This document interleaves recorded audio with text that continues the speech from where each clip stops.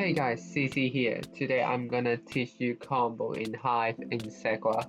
This video is about basic knowledge of PvP and how to utilize those facts to combo. I've also included advanced techniques in the end. Hopefully you'll enjoy. So first of all, knockback. On ground, you have much lower KB than in air. There's no sprint hit to increase KB unlike Java or vanilla PvP. And I'll ignore critical hits in this video as we are focusing on combo. We are going to use the high KB to keep the opponent in air to keep a combo and keep us out of their reach. Hit cooldown. After getting hit, you will have 10 frames cooldown where you're not going to have another hit or damage except for projectiles like snowball or arrows. This will be shown when a player turns red. When hit, player takes 12 frames to drop down, which gives us a 2-frame window to hit them with extra KB, which I will call it the 2 arrow frames. Therefore, you should always try to hit your opponent in the 2 arrow frame to increase their KB, to prevent them having less KB and combo you, or combo them if they have a bad hit timing.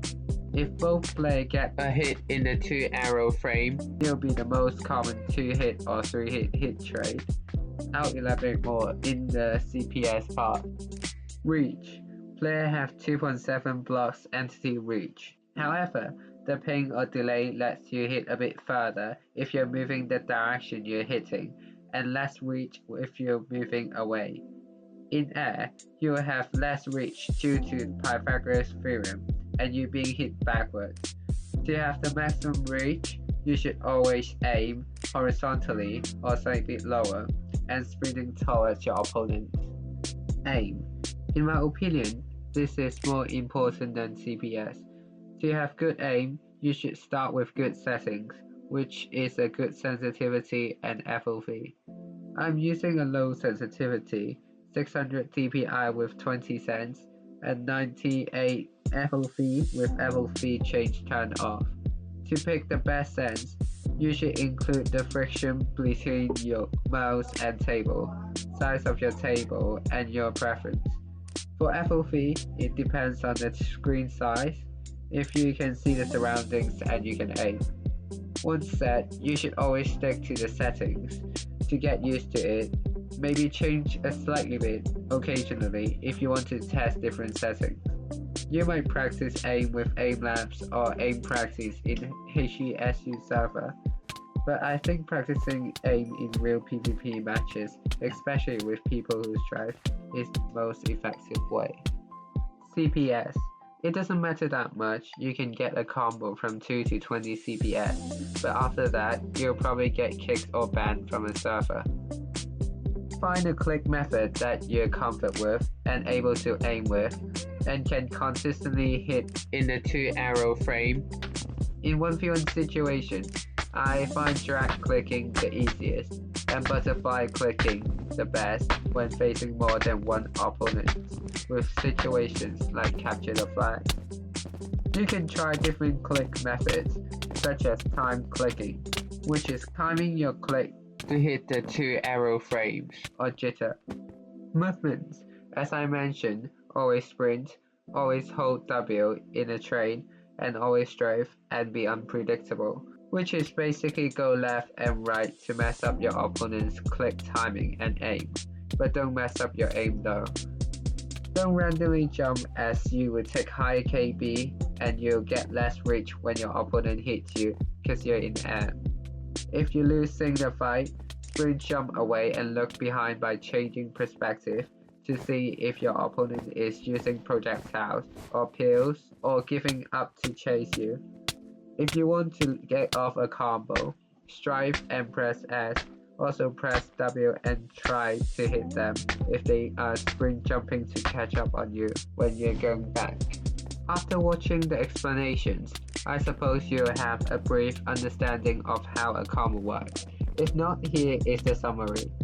In a fight, always sprint, always hold W in fights.